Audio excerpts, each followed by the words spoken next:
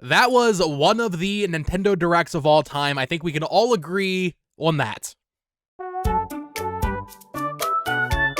Alrighty, folks, welcome back to the channel. My name is Botox Games, and today we are talking about that Mario Kart World Direct. I woke up at 5 a.m. to live stream this thing with you all, and oh my goodness, I don't understand why this was a Direct. I don't understand Nintendo and why they hyped this up. I mean, this was announced 2 weeks in advance in the April 2nd showcase, but over the days leading up to it, we had Nintendo employees hyping it up like this was going to be a big deal Direct. For those questioning the $80 price tag, hey, stay tuned for that Nintendo Direct. Then we had the countdowns on the Nintendo Today app like, okay, this is going to be a big deal. They already showed so much that was exciting about Mario Kart World on April 2nd. I went hands-on with the game and had a lot of fun with it there as well.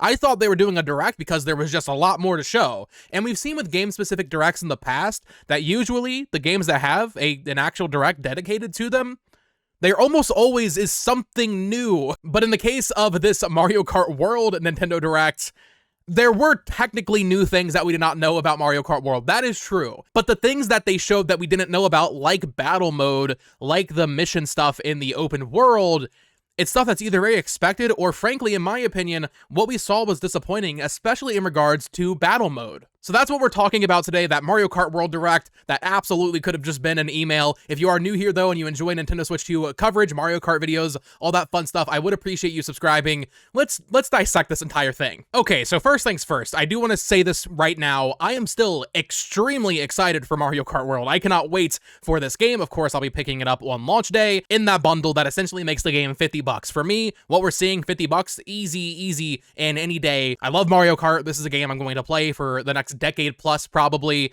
$50 and that's a pretty good deal in my opinion, right? And I think over time this game will shape up and have a ton of content, and I was not expecting it to have as much content as 8 Deluxe with the Booster Course Pass. 96 tracks was way too much. However, considering how much we saw on April 2nd, and then they're like, oh, we're doing a Direct, that personally led me to believe, but I think many others to think, oh, well, there's a lot more to this game that we don't know about. And because there was this 2-week period of them kind of just saying nothing, but also we did have Bill Trinen in an IGN interview saying there's more to this game that we will see in the Nintendo Direct, that 2-week period of anticipation only to be let down by just what was essentially an overview trailer of what we already knew, that's so disappointing. I think Mario Kart World is going to be an incredible game. I really cannot wait for it. But this is the first new Mario Kart game in 11 years, right? We've been waiting a long time. And I'll be honest, while the open world stuff is cool, and we'll talk about the missions that are there, I play Mario Kart for online. And really the only new thing they're offering for online players is Knockout Tour, which, from what I played at my hands-on experience in New York, is a lot of fun. And maybe this will be announced closer to release, maybe that's copium, but something like the community events that they had in Mario Kart Wii, or I talked in a video yesterday about like some sort of Mario Kart equivalent to Splatfests, stuff like that to keep me playing online. Even in this Direct, they confirmed that VR is essentially the same, where you see your VR is separate for versus races, Knockout Tour, and battle mode. So even the ranking system is the same. The online experience for those that just play Mario Kart for online, which is most people, is essentially the same as it has been, except now there's 32 tracks instead of 96. So while I'm very excited for the open world stuff, and I'm very excited that we're getting, new Mario Kart tracks, and a lot of the new mechanics we're seeing, like the charge jump that you can do now, and the riding on walls, and even just down to racing on top of water instead of underneath it, like, this game is going to feel different, and I'm very excited to experience it. But after waiting 11 years, I guess for me, like, even though I can sit here and say I'm very excited for this game, and I cannot wait to play it more, 11 years is a long time to wait for what is essentially just some mechanical differences and new tracks, which, to be fair, was true for most Mario Kart games up to Mario Kart 8. We got a new Mario Kart game every couple years, and they were marginally different in terms of like actual how they play mechanically. The difference is they came out every 2 or 3 years, right? In the case of this, we're waiting 11 years for what feels like a game that could have fit into that 3 to 4 year release cadence. The funniest parts of the reaction to this Direct being so negative is that if Nintendo had just saved some of the information from April 2nd for this, I don't think people would be upset. If they had just saved, let's say, free roam in its entirety, then I think people would be looking at this Direct and like losing their minds, or even all the costumes or something like that. The issue is they had it playable a day after the Direct, so they needed to show all that stuff off on April 2nd, which means that this direct was just essentially pointless. But then you do have this interview with Bill Trinen and IGN where he said, quotes, "Obviously we've got a Nintendo Direct dedicated to Mario Kart World coming. I think you'll see a lot more of the game there, and I think a lot more that will hopefully surprise you and make you really feel like, wow, there's a lot to this game." He said that after the trailer.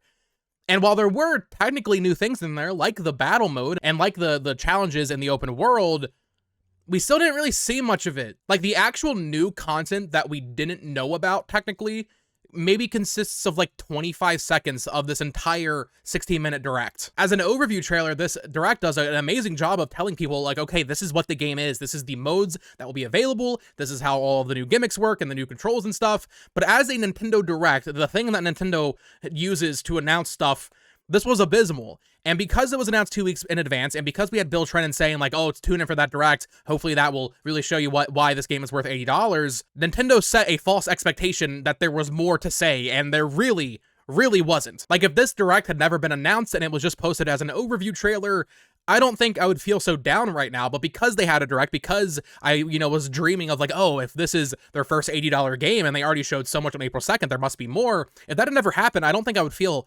negatively right now. But because they did all that, it just makes it feel a little weird. What will be there on launch day, I'm sure will be fantastic. And I'm going to put, like I said, hundreds of hours in this game. They just did a bad job of setting expectations. I do still hope that when we get closer to release, or maybe a little bit post-launch, they do have those online events that I'm talking about, those things that keep you coming back beyond just, grinding up your VR rank. But this entire thing really does just read as an overview trailer. So they start off, they show a bunch of the new tracks. They look incredible. I mean, I think the tracks in this game look really, really great. I really love the Boo Cinema track. I played that one at my hands-on. That one's really cool. Then they show a little bit of the remakes. I had not seen footage yet of Peach Beach, or if I had seen it, I didn't realize that was supposed to be Peach Beach. I love that some of the remakes are a little bit closer, but then some of them are just completely different. I mean, that is unrecognizable from Peach Beach. So, like, getting an overview of all this stuff is cool. It's just the packaging of it being a direct. That's what makes it so weird. Toad's Factory is in the game. That's cool. Then they show the characters, and I think this is where they really kind of fumbled the bag here. Such an easy win for any game with a large roster of playable characters, be that a fighting game, a racing game, whatever. Such an easy win is, oh, here's a new trailer and here's a new character that you can see racing. They didn't show a single new character. So I don't know if there's more than what we're seeing here in the full game, but they didn't show it. And we already had so many announced, so like the roster's already pretty good, but like there's nothing new here. Why didn't they save at least one character for this direct? Why didn't they save, I don't know, the conch door or the sidestepper, just something, some random character? Why didn't they save that from the demo that we played and from the reveal trailer for this direct, so they could have had a moment of like, whoa, you can play as the cow? I would need to go over the footage and really analyze it. I'm sure there might have been one or two costumes that we didn't know about here. Let me know in the comments down below if that is true. Which, to be fair, Nintendo does seem to be treating as separate characters, so maybe there's something new there. But they're costumes. They are just costumes. That's not like a new character reveal. And then they really just go over everything that we know. Like, oh, okay, this is how a Grand Prix works. This is how Knockout Tour works. And like, these are going to be fun things to do. But like, we know. You showed all of this in depth for hours on the treehouse. They show off all the items, which honestly, like, let's be real. The item selection in this game, the new stuff, is pretty disappointing because a lot of the new items are just like coin-based. And like, that's fine. But like the golden shell or the question block, it just gives you more coins. The hammer item's new. The ice flower there. I think some of this stuff was in tour, but like, new for the first time on console. Because there's 24 players, I feel like they just had to throw a bunch of new stuff in here. So like the ice flower, it's fine. Or the coin shell, it's cool, I guess. Get more coins a little bit faster. The mega mushroom and feather are back. That's cool. Then you have Kamek as a new item. I don't think that was in tour.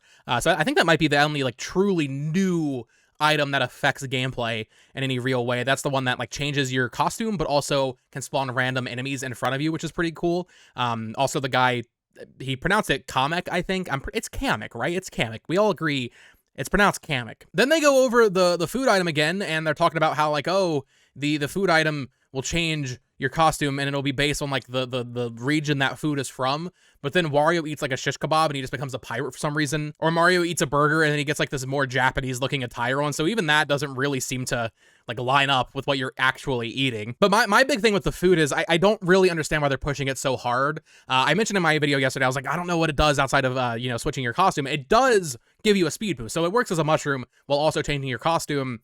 This seems to be like the big thing they're focusing on, is like a new gameplay element for pickups in races. You can get costumes and change your costume mid-race, and you get a boost from it. I really thought there had to be more to it than that, because that is so lame. I'm on the character roster picking my character because I want to pick the character I want to play as. I don't want to just be randomly switching my character mid-race. That's not a good feature, in my opinion. I really thought there would be something more to this. So from all the footage we've seen, when you change your costume for the first time with the food, it'll pop up what costume you switch to, and it'll say new. What happens after you play more than 10 hours of this game and you have every costume? Is that pop-up still going to be there? I don't know. It just feels like really, that's a weird feature. I love the costumes, don't get me wrong. I'm so happy there's so many costumes in this game, but like the mechanic of you switching it mid-race just feels really random. The new actual gameplay mechanics are very cool. I love the charge jump, so you can kind of get a little jump going here. Riding on rails is very cool. Riding on walls, right? Anti-gravity might not be back, but it doesn't really matter because you're driving on walls anyway. Something new that we do see here, only available in single-player races, is rewind. Sort of an accessibility feature, I suppose, where they show Baby Mario missing a jump off of a wall. And then if you're playing offline, you can just rewind to get a second chance. That is very Forza Horizon. That is something that is in the Forza game. So a neat feature. You can't do it online, so it's not going to affect the gameplay for like, online play, which is nice. But a neat feature, I guess, right? Cool. Sure. And then we get some of the only like actual new information in this entire direct, but even still, it's all stuff that was like expected, and what they showed I don't think is very good. Like I really expected more, especially from battle mode. So first up, they confirmed that time trials are back. Very cool. I love doing time trials. I'm one of those sickos that just loves going for a faster and faster time. I'm going to sink a ton of time into the time trials. Very nice. They showed some versus race options you can do with difficulty and core selection and race count. Very basic stuff, but neat. I will say right now, 200cc still not confirmed for this game. If that is not in here, that is a huge L. Maybe they're going to save it for post-launch. I don't know, but at some point, 200cc better be added to this game. They show off the versus races where you can have 4 teams now, as opposed to just 2, which is pretty cool. And then they show the battle mode, and this is where I really had higher expectations. I talked about it in yesterday's video. I'm not a battle mode guy. However, I really thought, given that this game is open world, I thought they would be like, okay, we can do a lot with this open world map in terms of battle mode. Maybe not literally a battle royale. Maybe my expectations were too high there. But what we're seeing is just the exact same battle mode that we've had every single time. They didn't announce a single new mode here. They have balloon battle, of course, coin runners, and that's it. That's all they show. I don't know if Shine Thief is going to be in here, or the Renegade Roundup, or what. Probably not Renegade Roundup, because the Piranha Plant item is gone, I think, right? So I don't know, man. Battle mode, I really thought they were hiding something big here, and I thought that was going to be like the big thing, because we didn't see it on Treehouse, we didn't see it in the reveal trailer. I thought battle mode was like the thing. Even as someone who doesn't really care about battle mode, I was hoping for something just more exciting here. The maps look fine. I'm guessing they are just part of the world map, but just segmented off. We see this one like circular arena with a blarg in the middle, which is cool. But honestly, my biggest takeaway from this direct is that battle mode is just an afterthought. They do not care about battle mode. Unless there's more coming post-launch, or maybe there's more at launch that they just haven't shown yet. Battle mode is definitely not something they care about. That was made abundantly clear to me today. And then they show the free roam, which I am very excited for. I know a lot of people were expecting a like actual in-depth story mode with like a story and like NPCs and stuff, and that would have been very cool. I wasn't really expecting that though. What they showed is pretty much in line with what I was wanting from this. You know, a story mode would be cool, cutscenes, that kind of thing. But I was more so expecting just like mission mode style challenges in the open world. They show when you hit a P-switch, there will be blue coins that pop up, and you have to like do a certain challenge to get them all. They show one with Waluigi where it looks like you have to drive through hoops on a limited timer to get to the end. That looks pretty cool. They also show these hidden Peach medallions that unlock some stuff, as well as the question mark panels. I think I'm going to have a ton of fun with the free roam, and this is basically the content I was expecting, but they still didn't like show anything that surprising about it. It's just like, yeah, there's the blue coin challenge, or, oh, you drive through the section fast. And even in the direct, they didn't really make it like that clear what you're unlocking. It looks like you're unlocking stickers and like medals and stuff, but the voiceover guy is just like, doing these challenges will get you ready for your races on the road. Like, it's just like a hone your skills kind of thing. In my opinion, this is how you should be unlocking like the costumes, right? Like, this is the stuff that should really matter, and like the progression of this game. I was talking on the stream this morning, even without like a proper single player mode, it would have been nice if there were like stats, like single player stats. Give me like some stat points from doing these challenges, and then let me boost up my Mario speed on the single player section. This is part of free roam, so I guess you will be able to do it with friends online. Even though this is mostly the content I wanted from the free roam open world stuff, I still expected a little bit more, and I do think out of everything that we don't know about the game, I think there could still be some really, really exciting challenges in the open world and like finding all the medallions. Like there could be some really cool stuff here, especially I think. But I know a lot of people are very, very upset that it's not like a proper single player story thing. The exact moment I knew this direct was cooked was when they started talking about how you can play online, and they were like hyping that up as like a feature. You can play online with friends, and also there's local wireless play. Like, oh my goodness, we've played Mario Kart before. I don't think you need to like have a section on, yes, you can connect to the internet and race online with other players. The fact that that was one of the final things that they talked about in this direct is like baffling, like truly baffling marketing for this game. I don't know. It's a weird feeling because I'm still very excited for the game, and I know I'm going to have a ton of fun with it, but also it has been 11 years, so I expect a little bit more, and I really think Nintendo did themselves no favors announcing this 2 weeks in advance, and even just branding it as a Nintendo Direct. If this was just a Mario Kart World overview trailer that was dropped with no notice, we would have all watched it and been like, oh, cool, there's battle mode, you know? Like, but because it was a Direct, it set an expectation that there was more to this game, and the reality is there just isn't. Maybe they have some exciting plans for post-launch. I thought maybe they would get into that today. I guess not. I do wonder if there's potential that they had a paid DLC section planned for this Direct and they removed it because they knew they couldn't do that after the $80 price tag. But when we're talking about the $80 price tag, I'm fine with paying it. I know I'm gonna love the game, but for those that were already on the fence, I think this Direct, if anything, only hurt their decision to not buy the game. But let me know what you all think in the comments down below. Maybe I'm being overly negative. I can't wait to get my hands on the game. That's all I'll say. I just hope that they have some exciting free post-launch plans. That is the ideal situation here. I mentioned it yesterday, but hopefully that $80 price tag is like, that's like baked in DLC. Like, okay, all the updates are going to be free for like a year or two. Maybe down the line they do paid DLC, but $80 for this game, we should be getting at least a year's worth of free content, tracks, vehicles, characters, something, right? But that is going to do it for today's video. Of course, subscribe here for more Mario Kart World content and Nintendo Switch 2 coverage. Follow me on Twitter at BoTalksGames. Check out my other channel at @itsAbibo, and you can click on one of these two videos to listen to me ramble about even more Nintendo stuff. Until next time, folks, peace.